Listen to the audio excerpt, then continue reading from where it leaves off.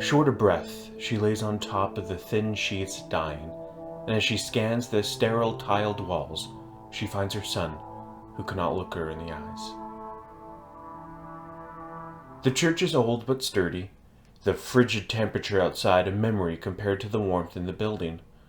Family, friends, and mere acquaintances make way to the podium beside the urn of Myrtle Granger, in deep remembrance and thoughtful sharing of anecdotes. Her son, Harry, sits in silence in the pew with his head down, uttering not a single word. With smudged mascara, his wife Evelyn sits beside him, her dress wet from the tears of her daughter, who clings onto her torso, with her other daughter sobbing quietly to her right. They hold each other's hands with enough force to bruise their knuckles. Harry remains still. The speeches turn to white noise as the camaraderie surrounding builds to a feeling of melancholy he cannot describe, nor wishes to examine further. Upstairs in the open mess hall, with a buffet stacked with the finest ham sandwiches and crackers, idle chatter occurs among the gathering as the younger children play about, unaware of the extent to this day. Tucked in the corner is a nativity scene in preparation for the holidays. The irony is not lost on Harry, nor on Uncle Charlie, who makes a comment to the effect, which passes unnoticed.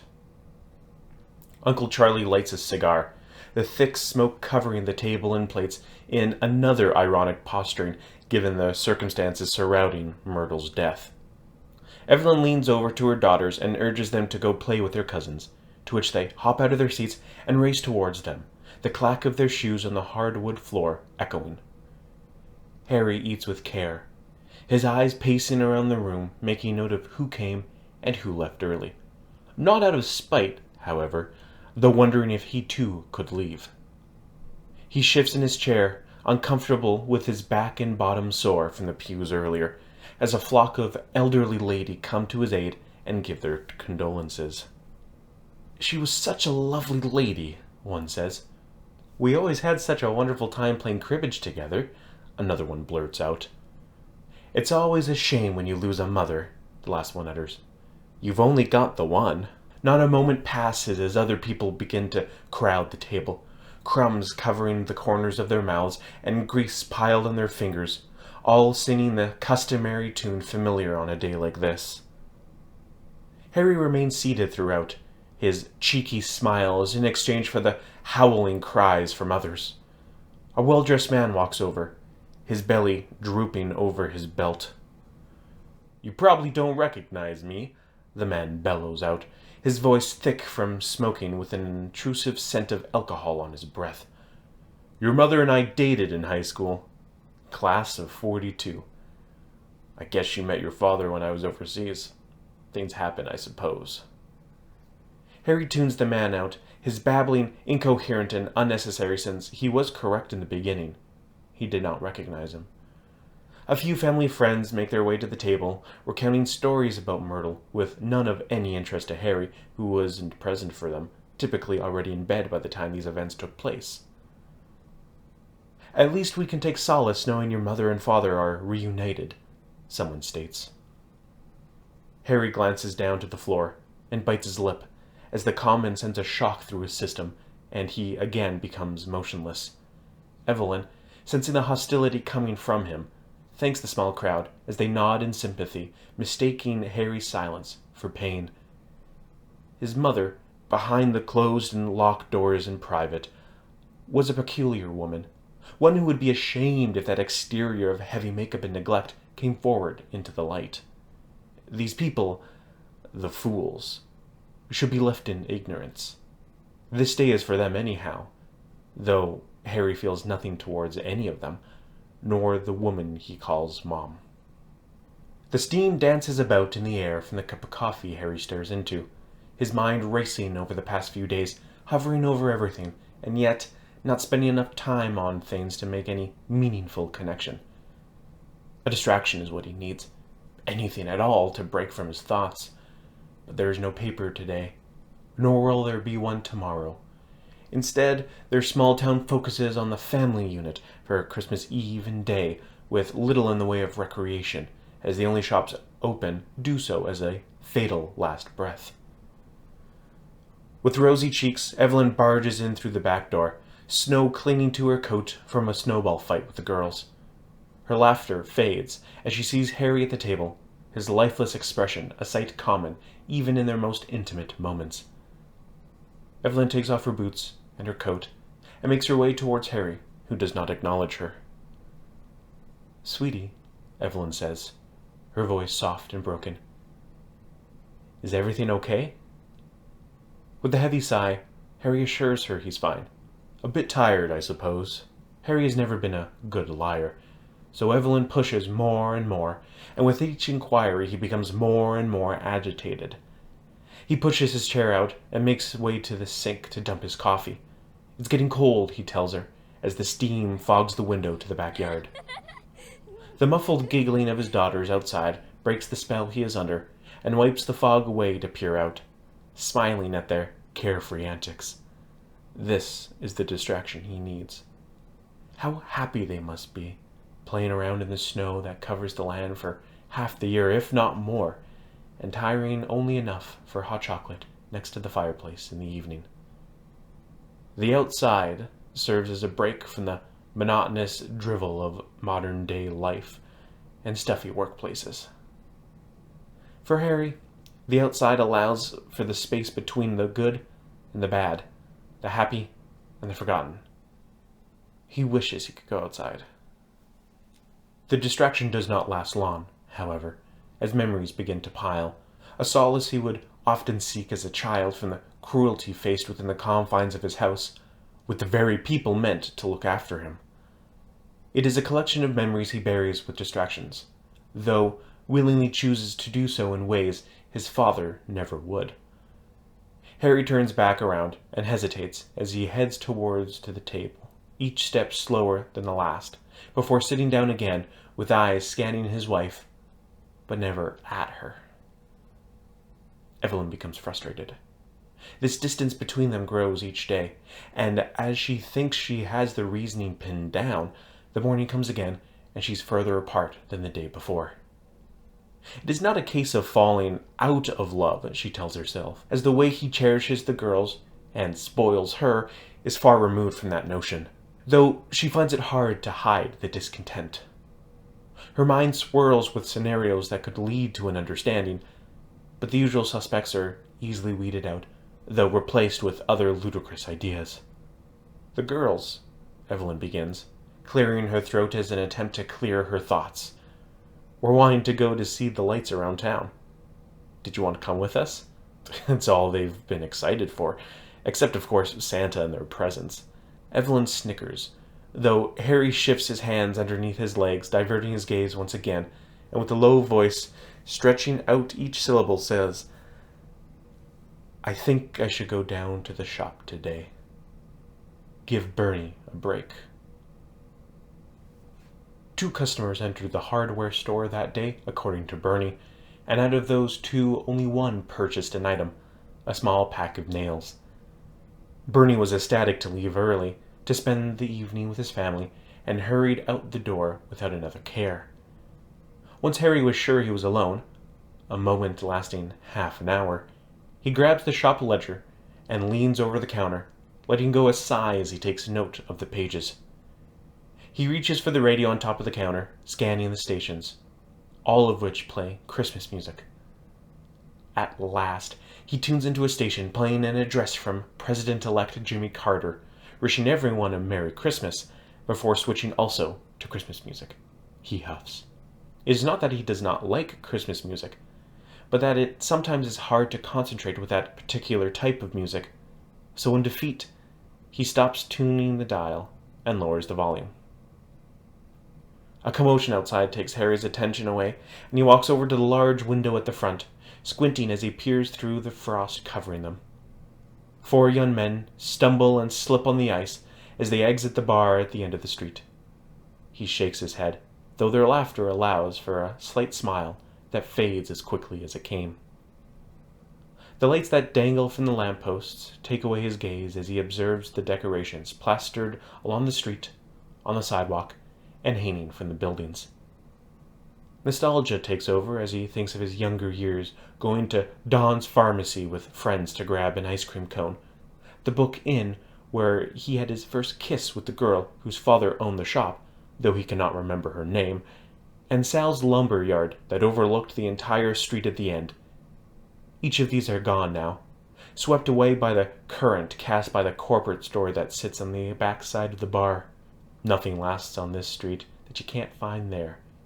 And Harry's no stranger to these thoughts, but he can find an odd consolation, knowing he would have a job once the inevitable occurs.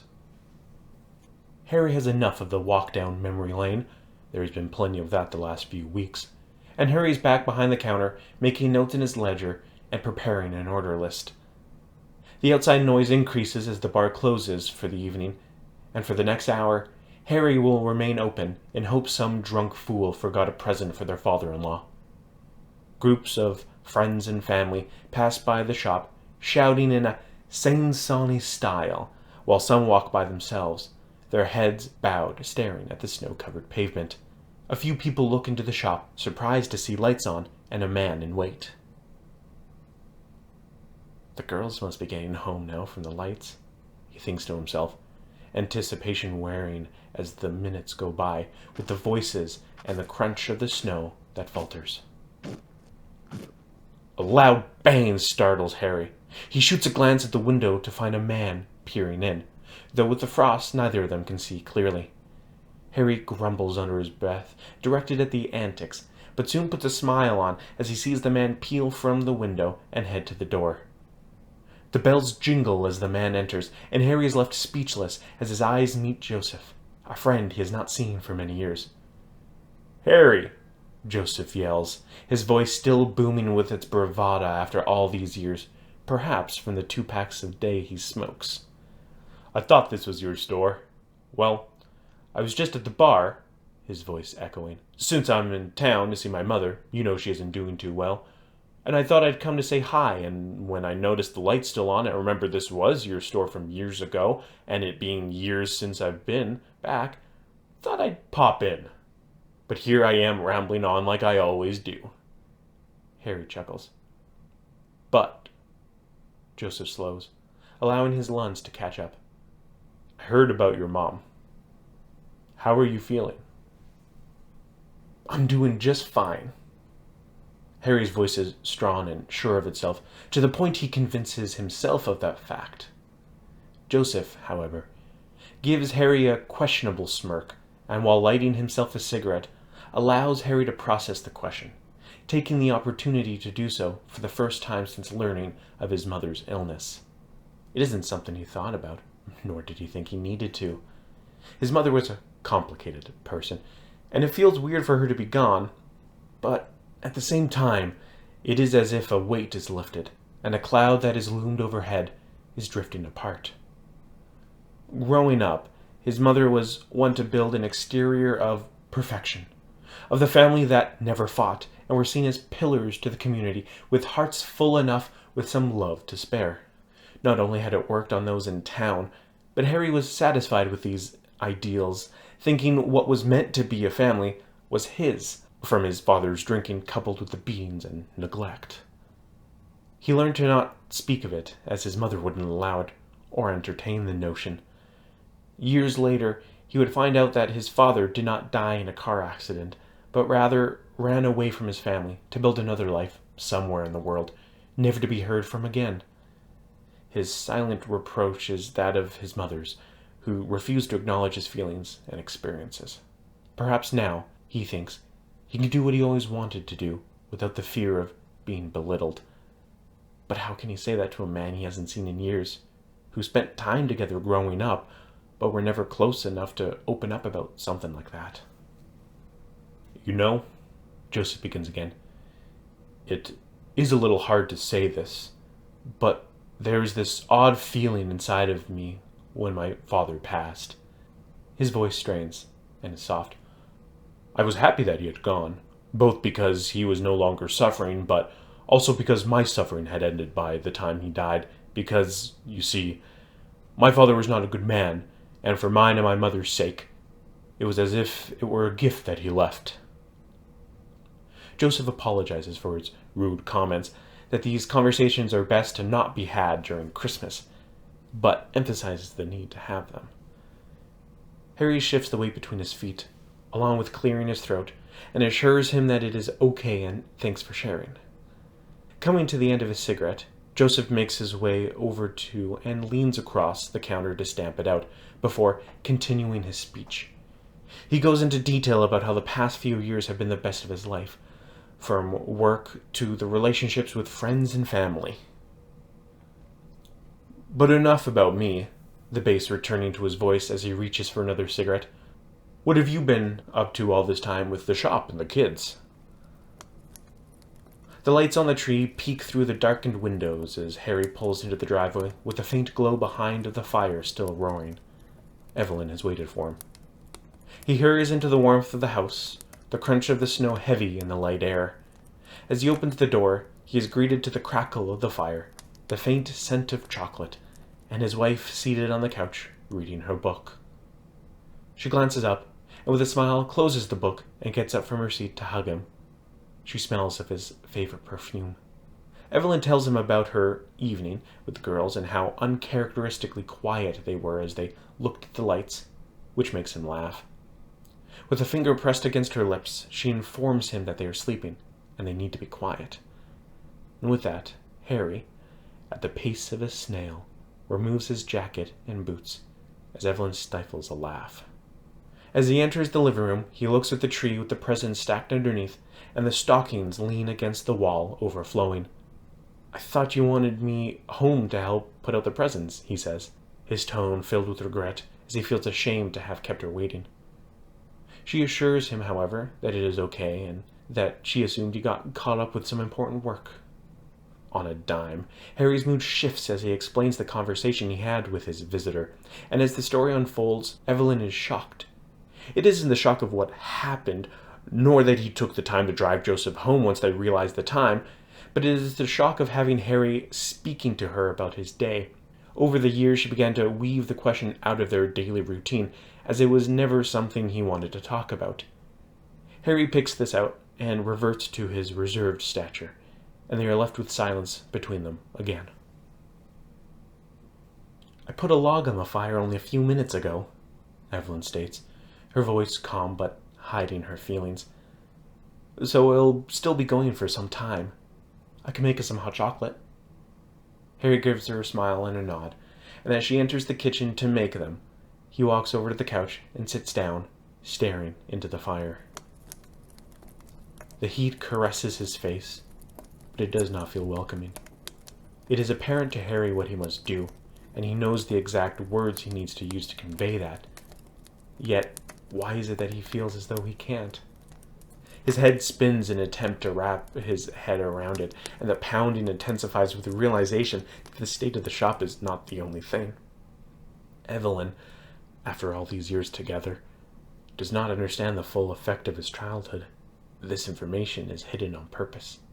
In his mind, it is to protect her, to ensure this image of himself that he presents to her, and with which she fell in love with and married, does not become tainted. Catching up with Joseph today meant the world to him, and reflecting on the conversation had sends these fears deeper within. Though seeing how happy and full Joseph was due to the simple act of opening up, brings reassurance that it is the correct thing to do. It is rather odd as well, Harry thinks, of spilling the beans to someone you have hardly spoken to since high school. Then again, if that's what was keeping him from speaking with Joseph, how can he justify remaining silent with his wife, the person he chooses to live his life with? Evelyn enters the living room with a cup in each hand, the steam dancing around among the glowing embers and the twinkle of lights on the tree. She hands Harry his cup and sits beside him, her body twisted to see him better. He takes a sip and thanks her for the drink. Her eyes drift to the floor, and that simple act sends Harry reeling. His eyes begin to water, and he scans the room. The walls, alive with movement, bring comfort, and as he looks upon his wife, their eyes meet, his brown and hers blue, as Harry grins before speaking.